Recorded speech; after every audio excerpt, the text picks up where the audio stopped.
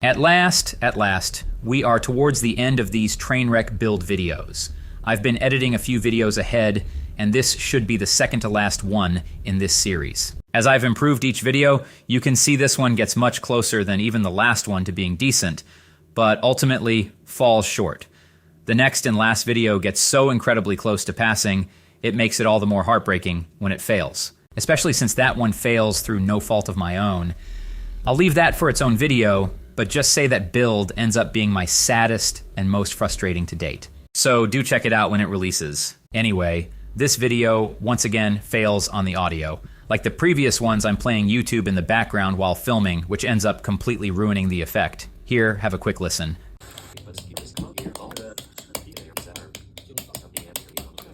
And it goes on like that for the entire video. Now, I'll mention I did lose about 30 seconds of video that I'm pretty sure I point out with text in the video when it happens, but it's basically me just putting a forearm together. And since I ultimately take it apart to paint it and then rebuild it, I'm not taking any points off for that. Hey, just butting in here for a second. The build footage lasts for a bit over 20 minutes, but I've only got about 7 minutes of commentary, so I'm gonna speed up the video from here on out to shorten it down. Thanks. Other than that, the video sometimes bounces slightly, but it's rare and surprisingly remains centered throughout filming. So no need to worry, I won't accidentally be flashing you my underwear like in the last video. The action is also a little off-center, but other than the major issue with the audio, what ultimately makes this video fail is once again being too far zoomed out. I think a combination of not really being able to clearly see the action combined with the lack of audio ultimately means this video fails. Now, while I do believe this video failed, there are a couple things I get right and a few things I further improved on. So, keeping up my progress from the last video, I once again felt I did okay with the lighting, and save for that 30-second clip, I was able to record the entire build. And while I feel filming did fail, I really improved on having it remain on point instead of having the view wobble when I bumped the table. I was also very happy and a little surprised that I managed to keep my giant fat head out of the shoot for the entire video. If you've watched any of the previous videos in this series, you'll know that's been an ongoing issue, but no longer. That pretty much covers the video. So let's get a little into the build itself. As you can see from the video, I'm building a master grade Justice Gundam, and I decided to paint it with custom colors. I don't know what you would call its original color, maybe a maroon or magenta, but I wasn't a huge fan of it. I didn't follow its original color scheme exactly, changing up a few parts, but for a lot of it, I just swapped out all of one color for all of another. So most of the white and grays I changed to a chrome. Most of the dark browns I changed to a solid black. And finally, for the maroon, magenta, whatever color it is, I ended up going with a metallic red. Now, there are some flaws with my paint job I'll get into, but I've never been a big fan of the Justice's color design. I really felt the more muted and duller colors really takes away from any visual impact the Gundam itself has. I feel that if the creators wanted it to feel like a Charclone mobile suit, they should have first off gotten rid of the white. I don't like it with the red at all, and feel like the white in the design really sticks out and clashes with the rest of the suit. Then instead of trying to be some muted off red color, I would have just gone with a striking red, like you get with the Sazabi or Sinanju. Sorry, just had to get that off my chest. I'd be interested if you guys would let me know in the comments if you agree or not. I'd also be curious if there are any other mobile suits you think have a terrible color design. I'm probably forgetting something, but the Justice is definitely what always comes to mind for me. In other words, I personally think my colors and color scheme look way better than the original.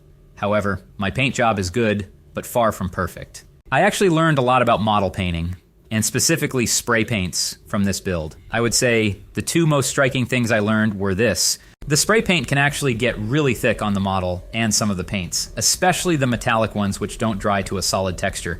Let me explain what I mean by that. So take the indoor wall paint where you live. If you take your thumb and press down hard on the wall and drag your thumb across it, the wall feels solid and the paint doesn't smear or come off. The paint feels dry and solid to the touch. Well, I mean, hopefully. If it doesn't, you have a really bad paint job, probably done with the wrong kind of paint, or it desperately needs to be repainted. Anyway, the paint has a very solid texture and sticks firmly to the wall. Now, if you don't know anything, you would expect that to be the case when spray painting a model, especially if you've used primer. Just to be clear though, model paint primer still works pretty similar to this. If you put in some effort or use a knife or something to get it going, you can still get most primers peeled off in my experience, but unless there's a flaw with how you applied the paint, it is very unlikely you will do so by accident or through even a bit of rough handling of the model. This, however, is not the case for a lot of paints that then go on top of the primer, especially the specialty and metallic paints. This is because when you use spray paints as opposed to an airbrush, the paint is going to go on and build up much thicker. Again, most specialty and metallic paints have a thicker application than normal paints, and the spray paint makes it thicker still. To kind of explain what I mean here, for airbrush paint, I usually use between 20 to 30 psi, which is how much air pressure is being used, which then also determines the amount of paint being sprayed out per second.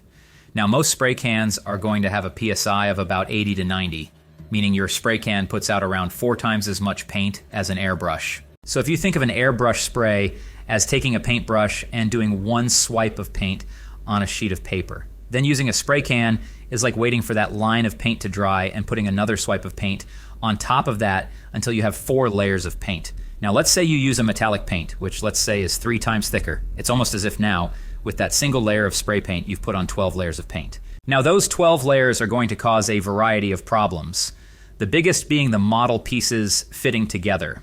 When the paint is that thick, it can make it so things no longer fit together the way they should, resulting in everything from paint tearing off to pieces breaking.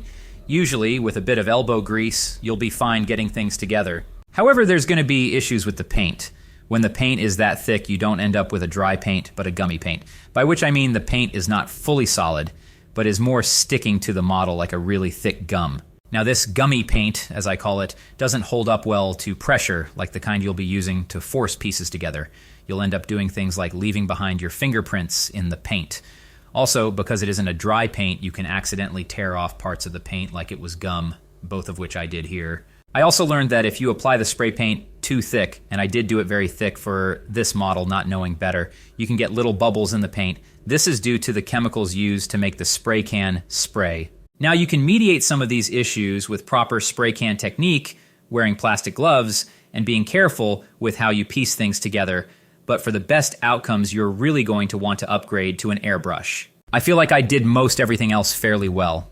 I did lose a little piece that's supposed to go inside the horn thing on his head. I probably spent 3 hours looking for it, but could never find it. My leading theories are, there's a small wormhole in my carpet that comes and goes, or my jerk of a cat. Zazzy ate it just to spite me. Regardless, a sticker goes over it, so I just cut out a long rectangular piece of the same size and then glued it in place. With the sticker over it, you can't even tell. So all in all, not a big deal. Please like, subscribe, and consider donating. And without further ado, hope you enjoy the finished collage.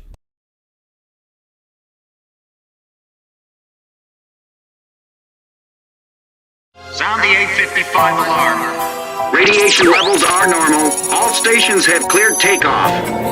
Countdown to commence at T-200. What is it you believe in? What is it you're fighting for now? I suggest that you have a talk with him. He is your friend. T-55 in effect. Gate separation from X-09A confirmed. Stand by.